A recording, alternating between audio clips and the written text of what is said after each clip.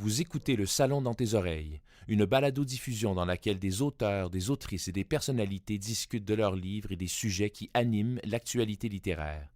Les enregistrements ont été faits lors du dernier Salon du livre de Montréal. Bonjour à tous. Merci beaucoup d'être présents aujourd'hui. Mon nom est Audrey-Anne. Je suis créatrice de contenu littéraire sur les réseaux sociaux. On peut me retrouver avec le pseudo Arrêt littéraire, surtout sur Instagram. Et j'ai la chance aujourd'hui d'être votre animatrice de 20 minutes, en fait, pour passer... Oh, allô? OK. Pour passer un moment en toute confidence avec un entretien qui s'intitule Sous la couverture avec Simon Boulris. C'est une présentation qui m'a été offerte, donc une chance en or par BANQ, puis évidemment chapeautée là, par le Salon du livre de Montréal. Donc, bonjour Simon. Bonjour Audrey-Anne. Pour le peu de personnes qui pourraient ne pas le connaître, j'aurais envie de décrire Simon comme étant un comédien, oui, un chroniqueur télé également. J'aurais tendance à dire qu'on parle ici d'un scénariste dramaturge, mais pour moi, on lui donnerait avant tout le chapeau de mon auteur chouchou. Ah, c'est gentil. Merci, je t'ai fait une grosse colle. Donc, maintenant qu'on est bien emmitouflé, Oui, sous la chaleur quand même du Salon du livre de Montréal, j'aurais envie, en fait, Simon, de connaître le lecteur qui se cache derrière l'auteur. parfait, Donc, j'aurais quelques questions pour toi, puis c'est d'y aller avec toute spontanéité. parfait. Je Génial. plonge. Donc, allons-y tout d'abord. Là, on est bien au chaud. Moi, j'y vois un synonyme d'environnement confortable. Pour toi, lorsqu'on parle de lecture, est-ce que ça vient avec une petite mise en scène ou est-ce que ça prend justement couverture caféo? Comment vas-tu ça? Et je comprends les gens qui ont besoin de réconfort et qui s'en m'étouffent en lisant, mais moi, je suis un peu l'opposé de ça. Je suis surtout un excellent lecteur de métro. Quand il y a un brouhaha, c'est le moment où je suis le plus focalisé sur ma lecture. Donc, j'aime ça quand il y a du mouvement. Il y a des gens qui ne peuvent pas lire en auto, dans l'avion, dans le train. Moi, c'est mes endroits préférés. Donc, quand il y a un mouvement, quand je suis en train de me déplacer, c'est comme si les moments d'attente, j'aime pas ça. Donc, je les compte beaucoup par mon imaginaire. Et la lecture, c'est la plus belle façon de remplir le vide et de peupler ma solitude. Donc, quand je me sens seule, j'attends, mettons, pour aller voir un médecin ou quoi que ce soit. C'est mes moments privilégiés de lecture. Et mon grand talent de lecteur, c'est que lorsque je réouvre un livre, c'est comme si je n'avais pas laissé les personnages en plan. Je les retrouve comme si c'était il y a 5 secondes. Même si j'ouvre mon livre 3 jours plus tard, je suis encore avec eux. Puis je pense que je rêve à eux. Je pense qu'ils m'habitent. Et donc, je ne suis pas très lecteur dans un lit. Je l'ai fait un peu, je vais vous dire un aveu. On est dans les confidences. Je lis toujours, quand je suis dans le lit, je lis sur mes coudes, allongés comme ça. Je fais comme la position du cobra. J'ai le dos très, très souple. Donc, je suis vraiment en position comme ça. Et je l'ai tellement fait beaucoup à une certaine époque que j'ai commencé à ne plus sentir mon index parce qu'il y avait trop de pression dans mon coude. Il y a un ostéo qui m'a dit c'est très dangereux d'être toujours en position du cobra. Donc, il dit, il faudrait que tu lises sur le dos. Je dis, mais moi, je ne peux pas lire sur le dos parce que lire, pour moi, il y a un côté actif. Il faut que je souligne dans mes livres. J'ai toujours un feutre avec moi. Je laisse ma trace dans un livre. Donc, je ne peux pas lire sur le dos puis sortir mon feutre. Puis j'ai essayé, le bouchon me tombe sur la face. C'est pas Ça marche pratique. pas. Non. Fait que je me suis dit, ben, je vais perdre mes index, mais je vais continuer à lire. Donc, je lis surtout dans le métro. Je lis, c'est ça, dans les transports en commun. Je lis quand je ne suis pas à la maison ou dans le lit, pas plus qu'une demi-heure. Mais le problème, c'est que quand je regarde la télé dans ma chambre, je m'endors tout de suite. Quand je lis un livre, je ne m'endors jamais. Ça me captive trop, ce qui est un beau problème. Oui, oui, oui. Et donc, ça peut occasionner des nuits très, très courtes. Puis je pense que je prêche à des convertis, là. Je sais qu'il y en a qui sont comme moi.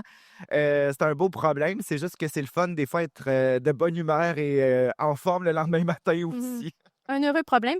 Donc, autrement dit, moi, ce que j'entends, là, c'est que avoir un livre sous la main, c'est comme une citation qui fonctionne vraiment bien avec ton cas, là. Je ne peux pas sortir de chez moi si j'ai pas un livre sous la main. J'avoue. Et même, j'ajouterais, ça c'est spécial, mais même quand j'ai pas un feutre. Il faut que j'ai un marqueur, sinon, il va falloir que je relise pour laisser ma trace. Cette semaine, je suis en train de lire le livre d'Alex Vien, le plus récent.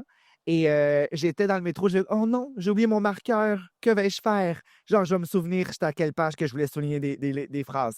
Et là, j'arrive où je devais sortir, j'ai plongé la main dans la poche de mon manteau, puis j'avais un feuille, je fais, oh yeah, j'étais tellement heureux, c'est comme si j'avais gagné 20, tu sais, quand tu trouves 20 dans tes poches, Ah oui. moi, c'était, j'ai un feutre, je vais pouvoir souligner tout ce que j'ai aimé. Ah, ben c'est bon, j'adore. Ben merci. J'ai l'impression que comme je vois vraiment bien le Simon dans le Ça me métro. représente énormément, ça. Effectivement.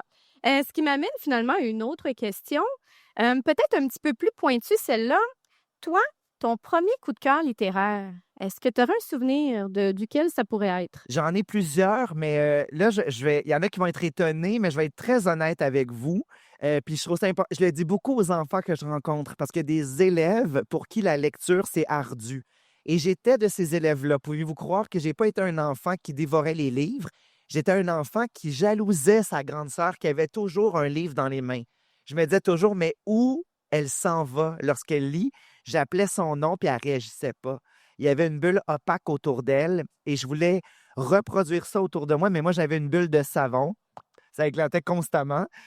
Donc, j'ai appris à me tricoter une bulle de lecteur en laine pour être un peu plus captivé par les livres. Et tout a changé en 4e année. Ma professeure s'appelait Madame Marie-André. Et un jour, elle m'a dit que j'écrivais bien. Mais elle parlait juste de ma calligraphie. C'est tout. Mais j'ai pensé que j'étais un écrivain. Alors, je suis rentré chez moi convaincu que j'avais du talent. Puis là, je m'étais dit, Simon, il faut que tu lises des livres pour honorer le compliment mal ciblé, ce que je ne savais pas, de Madame Marie-André. Et là, je me suis forcé à lire des livres. Puis les premiers livres que j'ai lus, c'était des archis. Alors, tu sais, je reconnais que c'est pas de la grande littérature, mais moi, c'est de la littérature qui m'a fait du bien, qui a été accessible à mon niveau. Je pense qu'on ne doit jamais avoir aucun mépris par rapport à aucun livre parce qu'on ne sait pas quel livre sera utile dans la vie d'un lecteur. Et même, j'ai de la tendresse pour ces personnages-là. Quand je vois des archis dans les toilettes des amis, ben, je vais lire une ou deux histoires. Je vais étirer mon pipi. Puis, parce que j'ai de la tendresse pour ces personnages-là. Puis, je réalise que je vois ça comme des couleurs primaires. C'était de la caricature, c'était des couleurs très franches, tu sais, du vrai gros jaune moutarde, du bleu cyan, du magenta. Puis ce que j'aime aujourd'hui, c'est créer des couleurs tertiaires ou encore plus complexes. La complexité humaine me fascine et c'est ça que je veux restituer quand j'écris. Mais j'ai quand même, il faut partir de la base. Alors avant de faire un beau, je sais pas, un beau céladon, il faut passer par c'est quoi la couleur bleue avec du jaune. Donc, il faut connaître c'est quoi les archétypes avant de plonger dans l'unicité. Donc, mon premier coup de cœur, honnêtement, ça a été les archis. Après ça, j'avais découvert les romans d'horreur qui étaient très populaires quand j'étais petit, les frissons, les passe-peurs, les chairs de poule. Puis à la fin de l'année, j'ai découvert 2 maisons d'édition qui existent toujours, La Courte Échelle et Québec-Amérique. Puis c'était la première fois où je pouvais me projeter dans une histoire en me disant « Hey, je pourrais exister dans un livre. Ça pourrait être mes amis, ça pourrait être ma voisine. » Je trouvais ça grandiose de me projeter, de m'identifier. Et il y a un livre en particulier qui était paru dans une collection Faubourg Saint-Roch qui s'appelle La vie au max. Et c'est mon premier livre, le premier livre dont je me rappelle bien qui m'avait bouleversé. J'avais jamais pleuré en lisant un livre. Puis moi, un livre qui bouleverse, je trouve que c'est un livre souvent qui va plus te marquer. Mission réussie, oui. Et ça parlait de pauvreté. Je vivais pas de pauvreté nécessairement, mais je m'étais beaucoup identifié au personnage, puis j'avais l'impression qu'il pourrait être un ami. Et donc, La vie au max, ça a été... Je n'ai jamais rencontré physiquement Suzanne Julien. C'était le nom de l'autrice. Et il y avait une émission qui s'appelait Dis-moi ce que tu lis de Karine Lefebvre. Et c'était virtuel. Elle n'était pas là en présentiel, mais j'ai entendu la présence de Suzanne, la voix qui me remerciait d'avoir tant aimé ce livre-là que j'ai lu quand j'avais 10 ans, mais qui va être à jamais la première lecture bouleversante dans ma vie. Oh, j'adore, c'est riche. Et j'ai envie de partir de là. En fait, Simon, je pensais amener cette question-là plus tard, mais là, bon, tu me parles de toi comme élève, tu me parles de toi justement comme jeune écrivain qui te voit projeter même, je vais dire, dans quelque chose de grandiose parce que pour moi, c'est un modèle un peu de réussite parce que je suis enseignante, puis on te lit en fait dans ma classe. Donc, j'y vois vraiment là un beau lien. Mais j'ai envie de savoir, toi, est-ce qu'il y a un livre que tu aurais aimé écrire? Ah oui! OK. Alors, il y a un livre qui s'intitule non, parce que moi, j'ai de la jalousie facile, là. Quand j'ai un livre, je fais: OK. «Ah!» Mmh. Puis tu sais, tellement que tantôt, je disais que j'écrivais dans mais j'écris, je souligne quand c'est lié, je surligne quand c'est à l'histoire et je souligne quand je trouve la phrase belle. C'est mon code. Et j'ai d'autres codes dans les marges. Quand ça me fait sourire, je fais bonhomme sourire. Quand je trouve ça magnifique, je fais un cœur. Quand je trouve ça brillant, je fais une étoile. Et quand je suis jaloux, je mets mes initiales. J'ai écrit SB. C'est comme si je voulais m'approprier l'intelligence que je n'ai pas. Puis je me dis, ça, c'est ce que je pense, mais pensez mieux que moi. Donc, je m'approprie. Tu sais, je pense qu'on lit aussi pour s'élever. Oui. Et donc, quand j'écris beaucoup de SB, c'est que je suis vraiment jaloux. Et il y a un livre qui a plein de SB dans la marge chez moi. C'est un livre pour adolescents de Mario Brassard et ça s'appelle Ferdinand F, 81 ans, chenille. Très long titre. Oui. Il a remporté le prix du gouverneur général il y a environ 6 ou 7 ans. J'étais sur le jury. Vous comprenez que j'étais très, très intense. C'est un livre grandiose. OK, c'est intéressant. J'avais jamais lu un livre où à chaque page, je me disais ben voyons donc. C'est comme si c'est un livre qui est tout mince, mais qui est tellement dense. C'est la vie, je résume grossièrement, c'est la vie d'un homme qui a une vie plutôt malheureuse, mais qui, à 81 ans, va s'épanouir. 81 ans chenille, c'est-à-dire qu'il va devenir un papillon. Mmh. Tu sais, on parle beaucoup de floraison tardive, là, les late bloomers. Ça, c'en est un, là, 81 ans, puis là, il se met à devenir heureux. J'ai trouvé ça magnifique de se dire, OK, son enfance a été dure, puis il réalise que des fois, il a choisi d'être malheureux. C'est ça son Mmh. constat, c'est qu'il n'était pas toujours heureux, mais qu'il ne s'aidait pas non plus peut-être pour l'être pleinement. Puis à chaque déception, il y a des trouvailles brillantes, saugrenues. Il y a un moment où il se met il fait de la batterie quand il est jeune. Et il reçoit un appel de la part des Beatles, ce qui est un nouveau groupe qui est en train de se créer. Et là, les Beatles veulent qu'ils viennent devenir le batteur pour remplacer dans les Beatles, mais le téléphone va se perdre. La mère a écrit le numéro de téléphone, puis elle l'oublie, puis finalement, ça ne se rend pas à lui. Fait qu'il ne deviendra jamais un membre des Beatles. C'est plein de déceptions comme ça. Puis la toute première fondatrice, c'est qu'il s'invente, il n'y a pas d'amis. Tiens. Il n'y a pas d'amis, il s'invente un ami imaginaire dans sa cour de récré.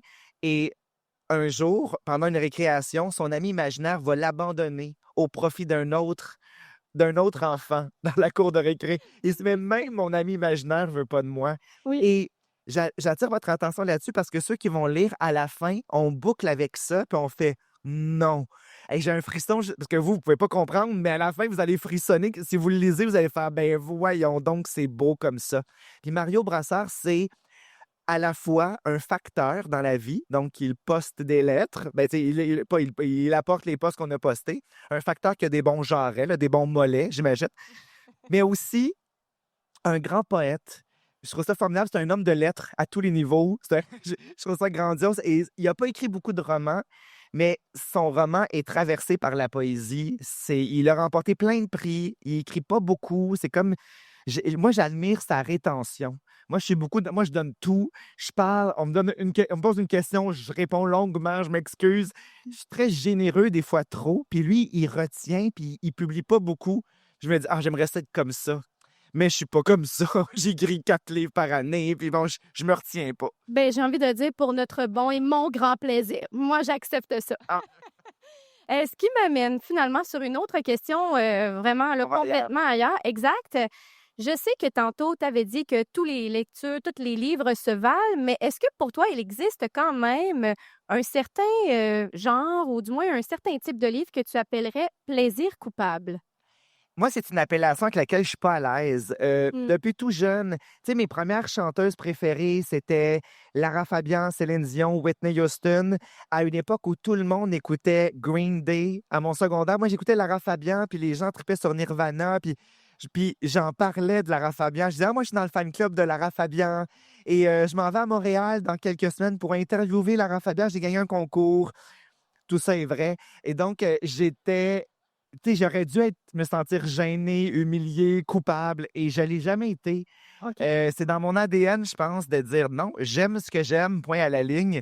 Il y a peut-être des moments où il y a des moments, je pense, où j'ai eu un peu plus honte, mais pas très longtemps. Peut-être juste secondaire 1, secondaire 2, là, je sentais que le regard des autres était un peu plus pesant. Mmh. c'était pas des belles années de toute façon pour moi. Mais fin de secondaire, le cégep, les gens me trouvaient drôle d'aimer Lara, mes collègues qui aimaient tellement Radiohead, puis j'aimais Radiohead, mais j'aimais aussi encore beaucoup la voix de Whitney qui n'a pas de bon sens. Puis encore à ce jour, tu vois sur mon TikTok, c'est juste Whitney qui fait des notes qui n'ont pas de bon sens et des chiens qui tombent. C'est juste ça que j'aime dans la vie. Et les livres. J'adore. Et donc, non, il y a pas, j'ai pas de plaisir coupable. Il y a des livres parfois dont j'aime pas les couvertures. Donc, ma superficialité s'arrête à des couvertures de livres que je trouve pas très belles. Et donc, dans ce temps-là, je les lis moins dans le métro. Tu sais, c'est juste, ah, la couverture est pas belle. Tu sais, Si pas le tant. contenu est là pour la Hey, couverture. le contenu. Exact. Ben, c'est super. J'ai envie de dire à ce moment-là, ce sera une étiquette peut-être plus personnelle, mais j'ai envie de dire que tu serais un lecteur un peu décomplexé, finalement. Ah, Je le complètement. vois comme ça. Ça me décrit super bien. Je suis très décomplexé et je lis de tout. Je lis vraiment de tout. Tu sais, c'est sûr que je suis pas. Il y en a qui sont très polars. J'en ai pas lu beaucoup dans ma vie, mais je suis très curieux. Je fais un bon polar. Tu sais, André Michaud, Oui. j'embarque complètement. Puis il y a plein d'autres aussi, des puristes du polar. Puis j'en lis quelques fois. J'aime beaucoup le réalisme de façon générale, mais quand je parle de diversité, c'est que je lis autant de la poésie que des livres jeunesse, des albums. J'en lis beaucoup. Des romans graphiques, de la bande dessinée, des romans plus complexes, des briques, de tout, de vraiment tout. Je suis insatiable au niveau de la lecture. Ben, j'adore. Je prends exemple sur toi alors.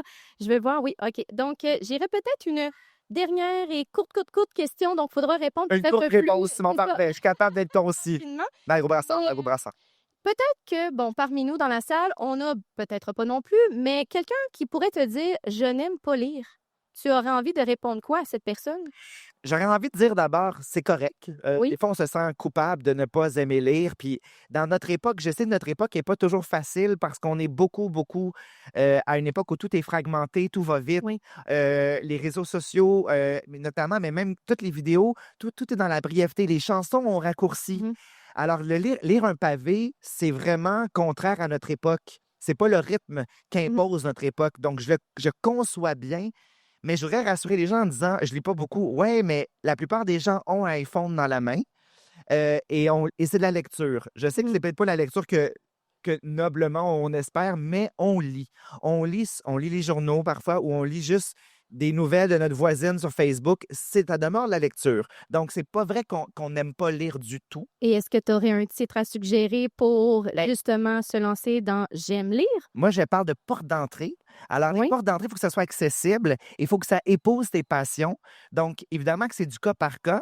Les bibliothécaires et les libraires sont là pour nous aiguiller vers le livre parfait pour vous. Il y a même ici, des fois, des prescriptions littéraires. Donc, des gens qui écoutent comme des médecins qui offrent un diagnostic. C'est une prescription littéraire. Je l'ai fait souvent, d'offrir des livres qui sont coûts humains pour vous. C'est en fonction des passions, mais la meilleure porte d'entrée, c'est souvent, je trouve, le roman illustré. Parce que le roman illustré, il y en a qui ont parfois de la misère avec plus. Quelqu'un m'a dit ça tout à l'heure. Moi, j'ai de la misère qu'il y a beaucoup de personnages. Mais quand, dans un roman graphique, les personnages qui ont parfois notre âge ou qui vivent des enjeux qui nous concernent, il n'y a pas que de la littérature pour enfants dans les romans graphiques, des réalités qu'on veut embrasser. Mhm. Et on peut donc les figurer, c'est comme des repères plus faciles. Donc, souvent, aider. c'est une belle porte d'entrée. Le roman graphique, moi, j'aime ça en faire. Puis en plus, c'est qu'on frotte notre imaginaire à celui d'un autre créateur qui va magnifier souvent ce que tu avais en tête. Donc, j'aime ça en faire, puis j'aime ça beaucoup en lire. Puis je pense que c'est la meilleure porte d'entrée, selon les passions respectives de tous et de chacun, chacune. Mais c'est plus accessible, je trouve. Ben, je prends l'invitation. On la lance évidemment à notre public. J'adore. Merci beaucoup. Donc, sur ce super segment, merci beaucoup, Simon, Merci, Audrey-Anne. pour ta belle générosité. Et si vous voulez, tantôt, les gens me disaient que j'étais très doux. Vous viendrez toucher mon bras. Vous allez voir, je suis vraiment une douceur aujourd'hui. On apprécie. Je remercie également BANQ pour la superbe opportunité. Merci également au public. Puis, je vous invite, après salon, évidemment, à tête reposée, de vous rendre à BANQ pour aller voir des milliers de titres que vous pourriez avoir accès, en fait, gratuitement. Ça peut se faire également sur leur site web. Vous allez y voir vraiment de super belles pépites. Merci beaucoup! Merci à toi. Merci.